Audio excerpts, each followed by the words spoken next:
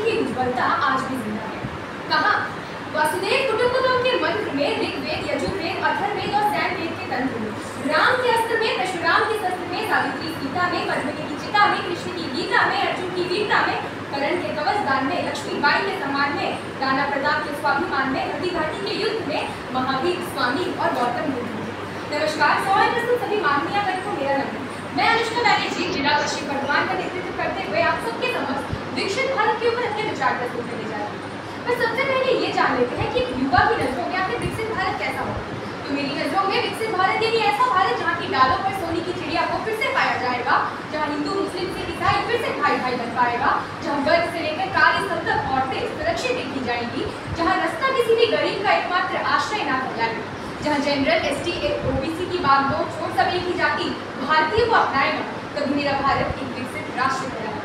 1947 में हमें अंग्रेजों से आजादी जरूर मिली थी, मगर सोने की चिड़िया कहलाने वाले हमारे इस देश को उन्होंने पूरी तरह खोखला कर दिया था, तोड़ दिया था भारत की आर्थिक, वैज्ञानिक एवं सामाजिक व्यवस्थाओं को, मगर तोड़ नहीं पाई थी तो भारत के आत्मविश्वास को। लिहाजा आजादी के बाद जिस भारत के भारतवासियों को एक वक्त उपवास रखने तक की नौबत आ गई थी, आज वो भारत खाद्य उत्पादन के मामले में दूसरे स्थान पर है। भारत की जीडीपी जो कभी महज 2.7 लाख करोड़ पर जाकर रुकी हुई थी, आज वो 150 लाख करोड़ के पास जाकर खड़ी है।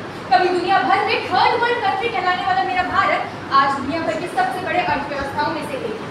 ओलंपिक से लेकर विश्व कप में जीत हासिल करने तक या फिर महिलाओं का 4 दीवारों में रहने से लेकर अंतरिक्ष यात्रा तय करने तक मेरे भारत ने इन 75 वर्षों में अनगिनत उपलब्धियां पाई। आने वाले 2047 में भारत के पास सबसे बड़ा लक्ष्य है इसे एक विकसित राष्ट्र के रूप में स्थापित करना, और इस लक्ष्य को संभव करने में सबसे बड़ा योगदान आज की युवाओं का रहने वाला है।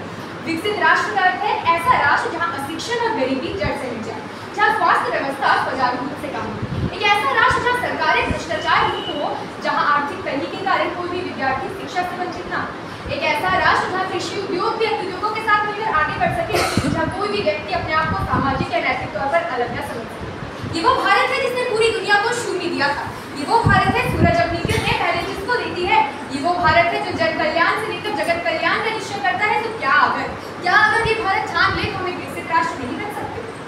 अगर आप अपने गूगल में सर्च करें और पूछे कि भारत क्यों अन्य देशों से अलग या खास है, तो गूगल सबसे पहले आपको बताएगी कि भारत दुनिया भर के प्रमुख धर्मों वाला एक विविध देश है। मगर ये बात सिर्फ आप और हम ही जानते हैं कि हम भारत में हर एक धर्म को रखते जरूर हैं, मगर उनके साथ रहते नहीं। ये मैं इसलिए कह रही हूँ कि हम आज भी अपने बच्चों को किताबों में जरूर पढ़ाते हैं कि India is a land of diversity या फिर all Indians are my brothers and sisters, मगर वही स्कूल भेजते वक्त ये भी कहते हैं कि अपना टिफिन किसी के साथ शेयर मत करना। हम आज भी अपने बच्चों को लैंड वर्कर या सीरीज वर्कर के बच्चों के साथ दोस्ती करने नहीं दे सकते क्योंकि उनकी संगत का गलत असर पड़ेगा। मैं पूछती हूँ, ये कहाँ लिखा है कि पैसा किसी की काबिलियत या संगत का परिचय है?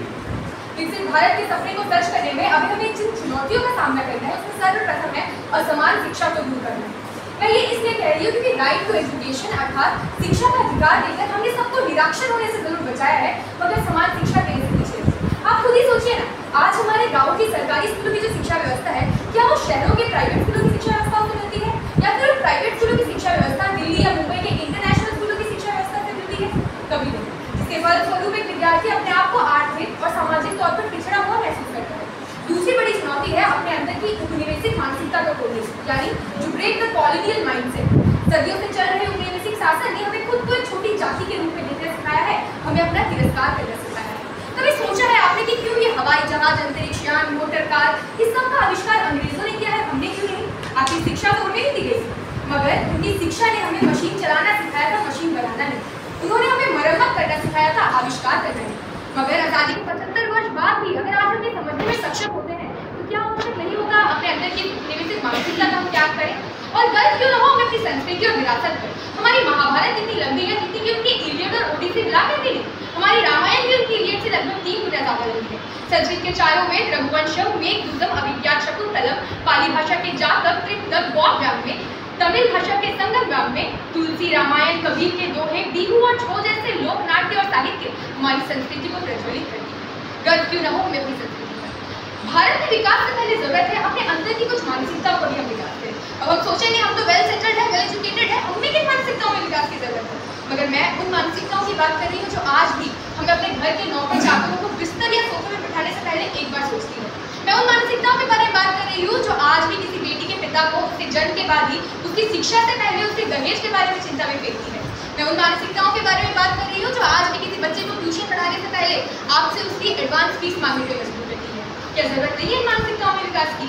हम सबको ये समझने की जरूरत है कि शिक्षा सबका अधिकार है, व्यापार नहीं। जाति धर्म भेदभाव ये एक विभाग है, आपकी जिंदगी का आधार नहीं। दहेज एक पाप है, मजाक नहीं। जब तक मेरे देश में देवियों की आरती मंदिरों में और बेटियों की इज्जत रस्तों में उतारी जाएगी, जब तक आज भी यहाँ कोई दहेज के लिए बंद रसोई में जिंदा जलाई जाएगी, जब तक सीना चौड़े पर चल सके मगर सीना ढकने की नौबत एक औरत को आएगी, क्या तब तक मेरी भारत माँ अपने आप को किसी भी तरह से सुरक्षित या विकसित कहला पाएगी?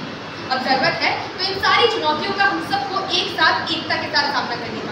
हमारे तो शास्त्रों में भी कहा गया है, एकयम बलम समाजस्य इत्तत भावे सदुर्बलम तस्मादेकयम प्रशन्ति दृढ़ राष्ट्रहिते सेना। अर्थात किसी भी देश, किसी भी समाज की जो ताकत है उसके एकता एवं एकजुट प्रयासों में है, और जो सच्चा देशभक्त होगा वो सदा इस एकता को बढ़ावा देगा। अंत में मैं जेम्स ब्रेस के शब्दों में यही कहना चाहूंगी कि देशभक्ति केवल झंडा फहराने में नहीं है, बल्कि ये तय करने में भी है कि देश सही भी हो और मजबूत।